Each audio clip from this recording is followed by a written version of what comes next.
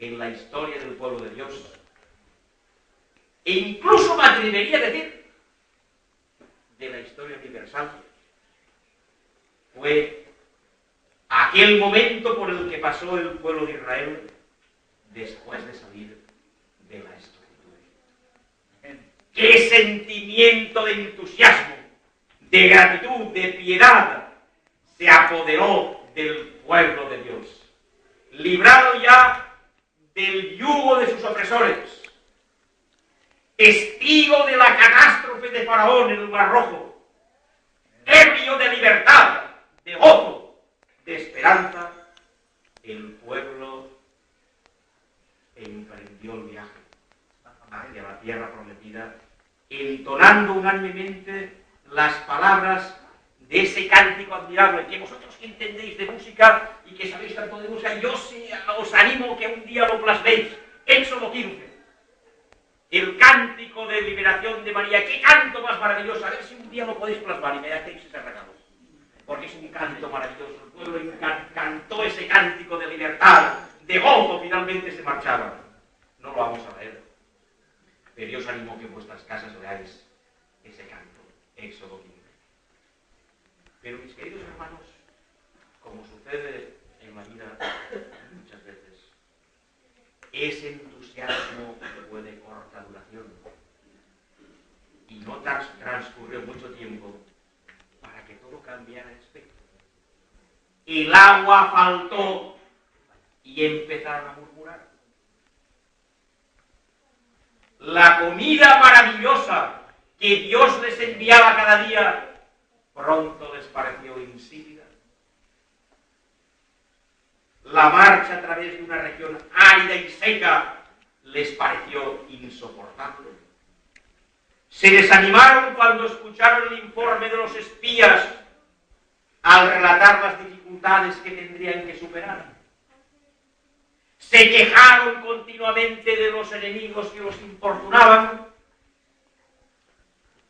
y esa queja continua les llevó a la rebelión. Y Dios tuvo que actuar, pero no de la manera que ellos esperaban, sino enviando plagas, incluso serpientes cuyas mordeduras mataban. En pocas palabras, queridos hermanos, esa liberación fue seguida de una larguísima prueba. Y en lugar de entrar directamente en la tierra de Canaán, que hubiera podido costar una semana, no hay más. Se encontraron con ese desierto grande y terrible, lleno de escorpiones, lugar de sed y sin agua, donde más de una vez, llenos de ingratitud, llegaron a querer y a lamentar querer estar en Egipto, donde Dios los había liberado de esa esclavitud degradante y recriminándole que les hizo hacer aquel camino a una sobresa. Esa fue la actitud del pueblo de Israel. Pero mis queridos hermanos, yo pregunto, ¿acaso esa disposición que tuvo el pueblo de Israel en ese momento no es acaso la nuestra en muchas ocasiones? ¿Quién no ha sentido, aunque solo haya sido una vez, esa emoción que sintió el pueblo de Israel cuando, libre de Faraón, cruzó las aguas del Mar Rojo? ¿Quién no ha escrito su poema? ¿Quién no ha compuesto su canción? ¿O quién no ha sentido esa sensación de paz, de liberación, de triunfo, cuando uno conoce a Cristo, se entrega a Él? O cuando uno pasa por una experiencia difícil y Dios le ayuda a levantarse y a salir. Cuando uno experimenta ese tipo de sensación, uno se siente agradecido. Se siente en deuda con Dios y está dispuesto a hacer por Dios lo que sea. Uno se siente tan confortado, tan realizado por el Señor, que es capaz de emprender las más nobles empresas y es capaz de comprometerse a trabajar por el Señor, pese que pese, cueste lo que cueste. Pero desgraciadamente, el tiempo pasa, las situaciones cambian y ese fervor ese entusiasmo, ese fuego primitivo, ese amor partisano, se va extinguiendo. Y poco a poco hay que afrontar la realidad de la vida diaria, de la lucha diaria.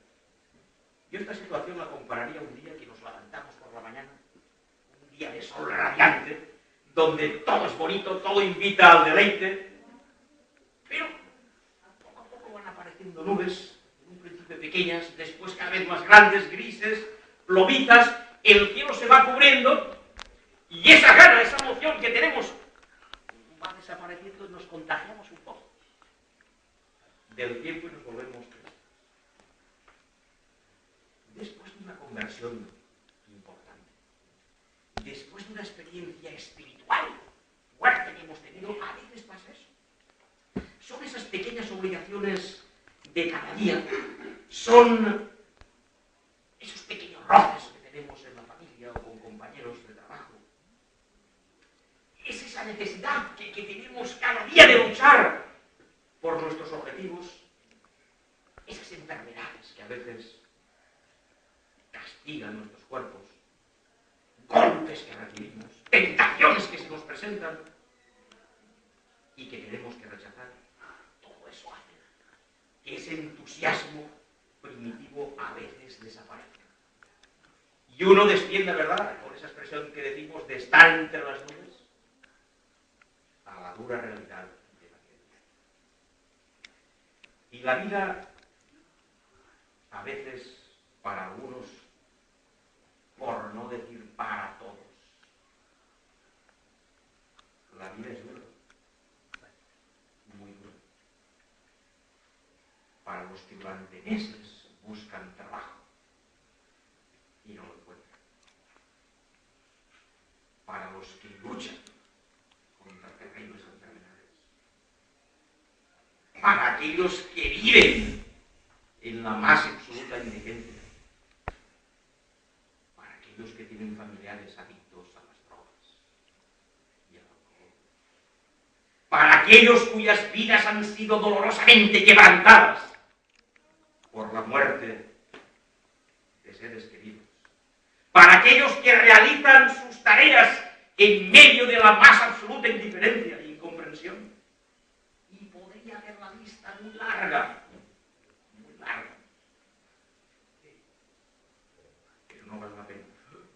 Para esas personas la vida es muy dura.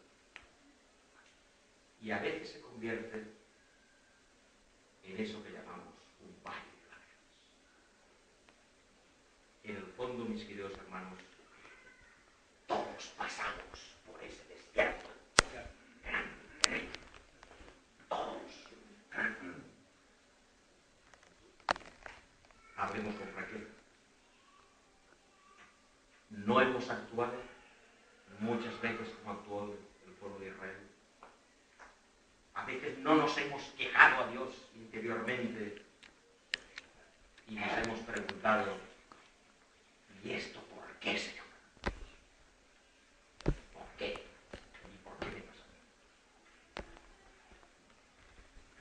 ¿O por qué tenemos que hacer el viaje a través del desierto sin agua y lleno de lágrimas de serpientes? ¿Por qué dura tanto este viaje? ¿Por qué no nos metes ya en Canaán, Señor, si eso lo deseamos?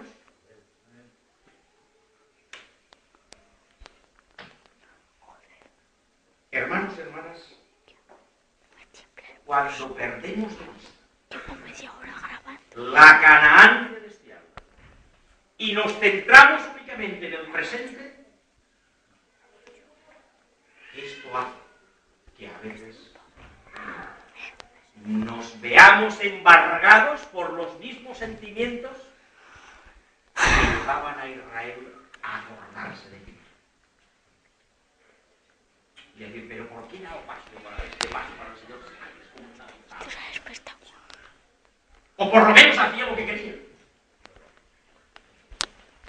Si alguna vez, hermanos, nos vemos en esta situación, tenemos que rechazar de plano estos sentimientos. Tenemos que desterrarlos completamente de nuestra mente y tenemos que tener bien claro que aunque aún no hemos llegado a Canaán,